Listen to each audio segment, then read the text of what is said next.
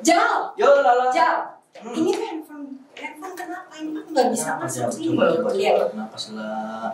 Gak bisa masuk ke emailnya itu. Coba gimana? Wait. Wah, itu sudah hack inilah. Hah, terus gimana coba balikin lagi? Ada yang pencet email, send email ntar ya, Iya. saya lah. Oke. Udah. Udah normal. Oh my god, thank you banget. Jal, panik, terkejut, kaget. Untung ini baru di handphone loh. Belum untuk di conveyor seperti kayak di bandara, ya kan? Untuk seru banget. Pas banget Halo. nih. Ada Om Putra. Sehat Mas Do. Ya bro.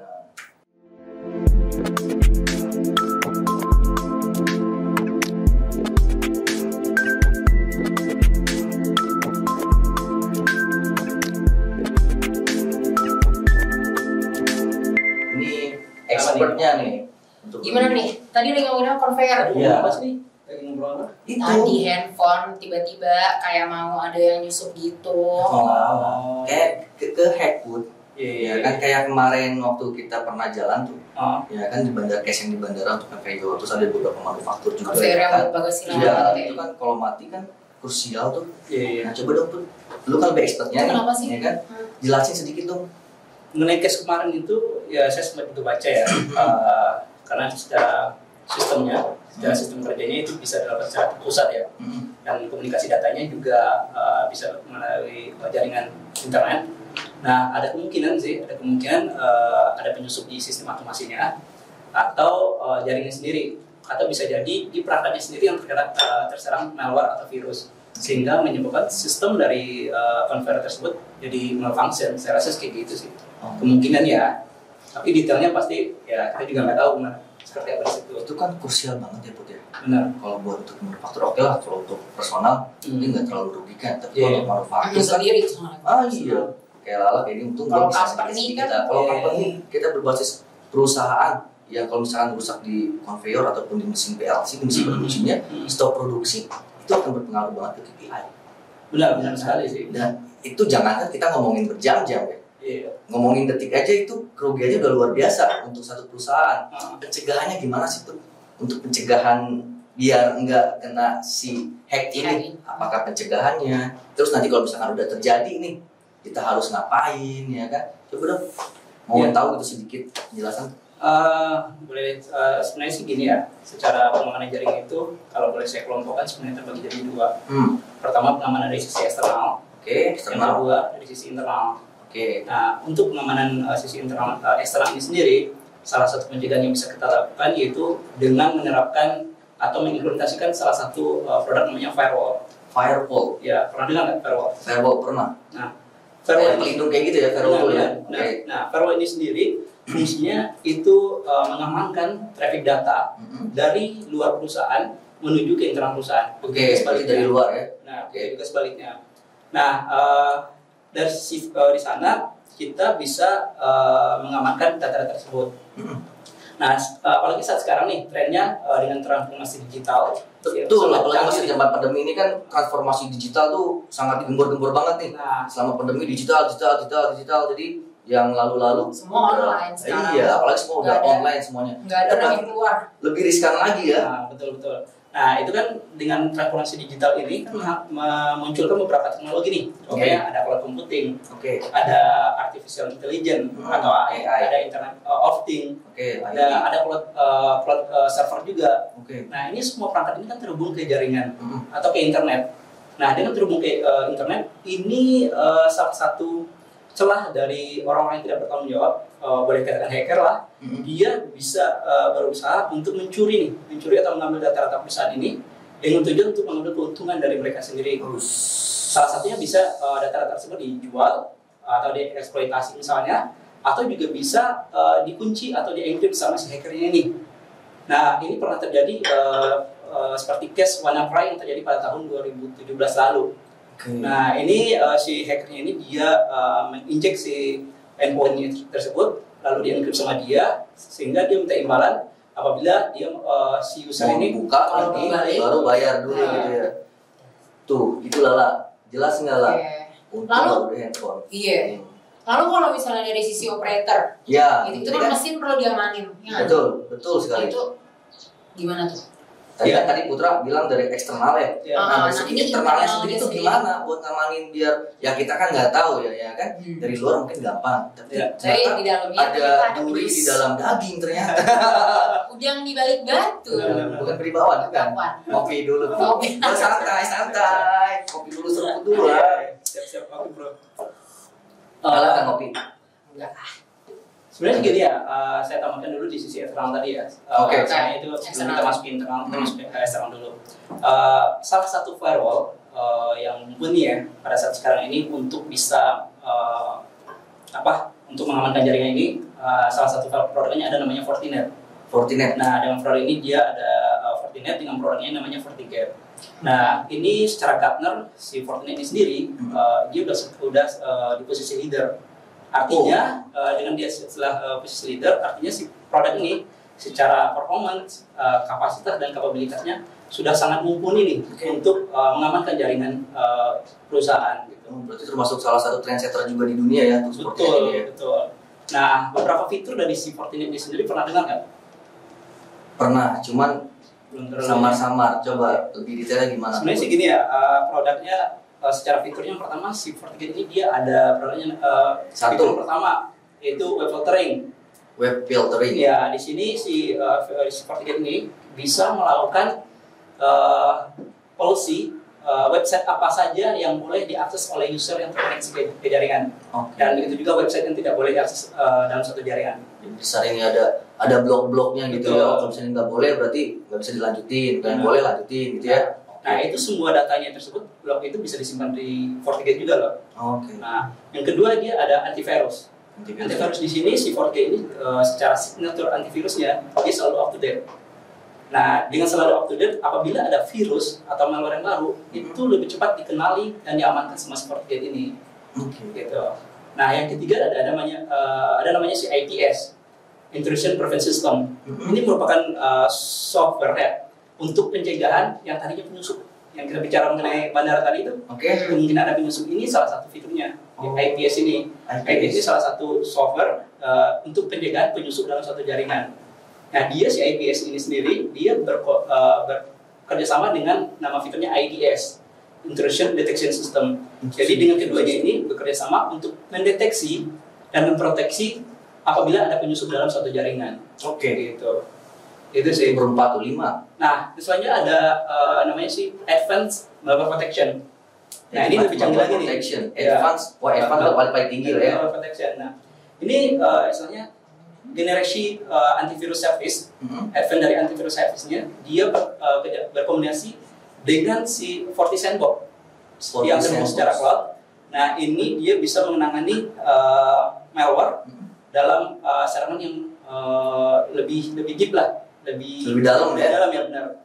Nah, baik itu ancaman yang dikenali maupun yang tidak, dia bisa melakukan proteksi terhadap hal itu. Nah, selalu juga ada namanya si saya lupa juga application control. Jadi untuk mengontrol aplikasi-aplikasi. Benar, aplikasi control. Nah, literal translation ya. Aplikasi kontrol di sini. Mata gue pun. Tapi lanjut gak apa-apa, lanjut. Sebenarnya aplikasi kontrol di sini ya namanya di perusahaan ya. Ya semua perusahaan, semua user atau karyawan tersebut diharapkan produktif ya. Misalnya kita bisa melakukan blocking aplikasi apa saja yang tidak boleh diakses oleh si user. Misalnya aplikasi gaming, sosial media, atau yang berhubungan dengan pornografi itu kita bisa juga di blok di sana di si FortiGate ya. Nah, selanjutnya ada anti-spam. Nah, anti-spam ini lebih ke email sebenarnya. Email, lebih ke email. Gue sering tuh dapat email. Itu kan apa sih? Kayak bisa tiba-tiba tuh orang ngirimin email, kita nggak tahu dia siapa. Dia dapat email kita dari mana? Kadang emailnya tuh yang di bawahnya yang kita kenali, misalkan kayak customer gue. Tapi di emailnya kok bukan email customer gue. Kayak ini siapa sih? Nah, itu yang namanya spam. Itu yang kita nih sebagai dia itu hacker juga. Ya, salah satu yang dilakukan sama hacker itu pertama dia bisa melakukan phishing atau melalui spam itu sendiri. Kalau phishing misalnya dia mengirimkan sebuah link, dari link tersebut kita mengklik link tersebut. Nah, udah dapat datanya baru udah kebuka tuh dari situ. Nah, gue hati-hati ya. kurang lebih segitu ya untuk penanganan sisi eksternalnya, saya rasa segitu. Kalau dari internal, dari company-nya itself gitu. Ya, dari internal sendiri. Karena kan nggak semua, maksudnya bukan nggak semua, nggak selalu dari luar. Benar. Ya kan? Nah, Betul. benar. Cakep sekali. Ya, dari sisi internal sendiri memang sangat perlu ya kita lakukan pengamanan karena menyangkut aset-aset perusahaan nih, di mana di dalam internal itu ada perangkat, ada user, ada aplikasi, ada sistem. Nah, itu semua perlu kita amankan. Nah, salah satu konsep yang perlu kita yang bisa kita terapkan untuk pengamanan ini dengan konsep zero trust. Zero trust. Apa tuh maksudnya zero trust tuh? Kayaknya keren tuh bahasanya. Zero, nol kayaknya. Nol kepercayaan. Translation again. Oke. Nah, zero trust di sini istilahnya apapun baik itu perangkat, user yang mencoba untuk terkoneksi ke jaringan perusahaan dalam internal ataupun di luar, dia akan secara real time akan diidentifikasi dan diverifikasi dan diautentikasi oleh C40 Network Access Control namanya. Nah, dan sekaligus dengan produk nama Identity Access Management. Dengan itu, si user yang terkoneksi tersebut pada saat dia sudah diautentikasi dan berhasil terkoneksi, dia hanya akan mendapatkan privilege sesuai dengan akses user tersebut. Jadi istilahnya pada saat misalnya Rizal nih koneksi jaringan, setelah terkoneksi ke jaringan, belum tentu Rizal itu bisa mengakses semua jaringan di internal perusahaan. Cuma Rizal perannya sebagai apa? Sebagai staff. Ya staff dia cuma bisa akses ke data ini saja, data ini saja, data ini saja. Gitu. Oh, jadi di apa namanya tuh? Protect di gitu. protect, Ya, benar-benar di protect. blok. Benar. Kayak kamu di sini, kamu nggak boleh ke sana. Cuma ya dibikin rule-nya lah, Iya. dibikin akses kontrolnya kemana aja gitu. Buat safety juga ya. Nah, itu kan secara internalnya. Nah, satu lagi di sisi tadi mengenai External. OT-nya ya, mengenai OT-nya. Nah, iya, untuk perangkat-perangkat OT nih, kalau untuk yang manufaktur mesin-mesin itu krusial tuh butuh. Benar-benar. Ya kan, kalau mati, Nggak ada produksi. selesai nggak ada produksi, bangkrut. Nah, itu tuh.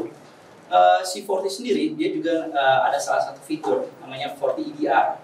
40 EDR. Nah, EDR itu Endpoint Detection and Response. Endpoint Detection and Response. Benar. Ini salah satu produk dari si 40 di mana si agent ini akan diinstal di setiap device atau endpoint si OT ini sendiri. Oke. Nah, si EDR ini sendiri dia bisa melakukan scanning atau discover bisa melakukan scanning, atau bisa juga prevent terhadap malware yang kemungkinan ada di device itu sendiri. Dan dia juga bisa melakukan semacam prediksi kemungkinan yang akan terjadi. Dia juga bisa melakukan seperti itu. Nah, in case ini terjadi, apa yang dilakukan? Apa misalnya si endpoint ini terinjek si virus, ini kan otomatis akan bisa menyebar ke perangkat yang lain. Iya, betul. Apalagi perangkat tersebut terhubung ke jaringan. Nah, apabila data terhubung ke jaringan, otomatis kan semua data, semua komunikasi pasti kena. Iya, betul. Nah, itu bisa menyebabkan semua perusahaan bisa down total. Betul. Nah, si EDR ini sendiri, data-data tersebut dia juga bisa melakukan action. Dari hasil scanning tersebut itu dia melakukan scanning, hasil scanning ini bisa dikirim ke FortiGate. Nah, dari FortiGate sendiri nanti dia akan diteruskan kepada Forti EDR Management namanya. Di EDR Management ini semacam kayak machine learning-nya lah, mempelajari ini. Jadi benar-benar belajar apa yang masuk, apa yang keluar, apa yang masuk. Jadi benar-benar dia tangkap semua gitu ya. Kayak robot gitu nggak sih? Dia tahu apa Benar. yang Benar, semacam machine dia learning. tahu ya. which one is the threat, which one yang safe. Ah, gitu. Yes, Oke. oke. Ya itu dari sana si Forti EDR Management ini akan menginstruksikan kembali kepada FortiGate apa nih action yang bisa dilakukan terhadap si endpoint ini sendiri. Apakah bisa seperti suspending atau bisa memblocking IP address dari si endpoint ini sendiri. Jadi selain kalau benar-benar kena pun cuma satu device itu doang. Jadi nggak menyebar ya. Nah, tapi di endpoint itu sendiri kita juga bisa melakukan actionnya. Jadi saya bisa memperbaiki sendiri lah si di endpoint itu sendiri. Gitu sih lah. Jadi penting banget ya untuk firewall, ternyata di EDR, apalagi untuk di mesin-mesin produksi ya kan di manufaktur. Uangnya ada di situ soalnya. Benar. Nah, jadi ada 3 sisi yang bisa diamanin sebenarnya, external, user, device. Betul. Ya nggak sih, yang semuanya tuh yang terkoneksi. Iya benar. Iya nggak sih? Betul. Jadi yang perlu involve di pencegahan ini semua itu ada nggak? The people siapa sih? Kayak buat orang-orang yang bertanggung jawabnya. Which department, yes. Orang-orang yang bertanggung jawabnya berarti seperti untuk plan manager ya Put ya. Bisa Terus jadi. engineer manager ya kan. Oh iya, haus saya Put ya. Ngomong banyak. Ditanya disuruh minum nggak mau ya. Jadi Kan tadi kita bicara security dulu. lurusin gua Put kalau misalnya salah ya. Berarti kalau untuk penanggung jawabnya, apalagi untuk di manufaktur, itu seperti plan manager, ya kan? Engineer manager, engineer ini kan pasti kan yang bertanggung jawab untuk mesin-mesin di setiap produksi loh, Betul. ya kan? Dan pasti juga IT manajernya juga harus, ya tim IT-nya pun ya harus tanggung jawab karena kan pasti berhubungan antara engineer, antara OT dengan IT ya kan? Benar. Itu nggak bisa dilepaskan ya kan? Iya. Semuanya tanggung jawab. OT itu siapa? OT itu operation teknologi istilahnya. Nah orang-orang OT itu ya salah satunya tadi tim engineer. Semua engineer. Nah, semua engineer, khususnya engineer-engineer yang memang menjadi tanggung jawab untuk si mesin-mesin produksi yang ada di manufaktur. Terus tim maintenance-nya, ya kan? Dan tim IT itu sendiri. Kalau untuk seperti kayak plan manager, itu yang bertanggung jawab di atasnya. Tapi lebih condong ke spesifiknya itu pasti tim engineer yang memang PSI untuk jagain si mesin-mesin produksi. Technical. Iya, betul, technical. Satu lagi tuh, di sisi security ini, itu kan pasti ada operator ya. Pasti, betul, ada betul. engineer kan? Orang-orang ini atau user ini perlu juga dilakukan security awareness. Security awareness. Iya, istilahnya pengenalan tentang pentingnya security. Itu penting banget. Istilahnya mungkin dari sisi perusahaan bisa menerapkan istilahnya semacam training lah. Oke, betul. Penting tuh. Ya misalnya contoh simpelnya nih, namanya user, dia misalnya menggunakan flash disk. Nah, ya betul. Oh iya, sering tuh masukin flash disk, Sama-sama colok aja. terus langsung tiba-tiba antivirus Ah, apa Itu gitu. kan istilahnya dia, kita nggak tahu nih si flash ini dia colok Iya. kemana aja. Colok kemana aja. Nah, pada saat dia masuk ke pabrik dan beroperasi, mungkin dia ada file salah satu, dia masukkan ke dalam si endpoint si OT ini sendiri. Betul. Nah ini kan bisa impact juga. Nah itu Iya. pentingnya juga sih. Apalagi device-nya nyambung semua. Itu bisa diprotek juga berarti ya kan? Harus diprotek juga dong. Benar. Nggak sembarang USB bisa masuk laptop enggak. siapapun. Ya, Harus ada protek juga Bisa. nggak bisa kedetek bisa. Bisa lagi. Oke. Sebenarnya kalau bicara security itu banyak banget sebenarnya. Banyak banget It's very- luas ya. ya. Si Fortinet itu sendiri memiliki banyak banget fitur Layers. benar untuk pengamanannya. Jadi cyber security is actually very broad and one of the most important thing yang company itu harus punya itu untuk asetnya mereka sendiri. Betul. Correct banget. Most important. Nggak ada aset ya nggak ada uangnya di situ. Apalagi sekarang kan semua mesin-mesin udah digitalisasi. Udah digital. Udah benar. Lama-lama nggak pakai orang ya. Nah itu dia. Apalagi sekarang udah main revolusi 4.0. Betul. Ini kan udah otomasi semua. Iya. Nah, karena itu perlu banget pengamanan di sisi endpoint-nya itu. Iya, soalnya kalau handphone kan masalah sendiri ya. Itu masalah Iya. pribadi. Itu personal. Ya. Tapi kalau misalnya udah sampai kayak pabrik gede, manufacture factory itu kan kacau Kacau banget. semua. Kacau banget. pasti. Gitu kan. Banyak yang dirugikan. Mm-hmm. Wah, gimana Lala? Jelas kan? Jelas banget sih. Ternyata itu firewall penting banget. Jadi kayak menurut aku sih every company, apalagi kalau huge companies harus punya ini sih. Harus sih. Harus Benar banget. punya apa? Wah, thank you Put. Cyber. Oke. Thank you Penjelasannya banget. detail. Bisa dihabisin kopinya sekarang. Udah nggak ngomong Oke, lagi. thank you, Sip. Okay, now that's the end for today's conversation between me as the customer, Mr. Rijal, as a sales executive, and Putra as an engineer from ACS Group. See you next time, ladies and gentlemen. Thank you for See you. choosing ACS Group as your provider of problem solver with solutions and our services. Together at the top.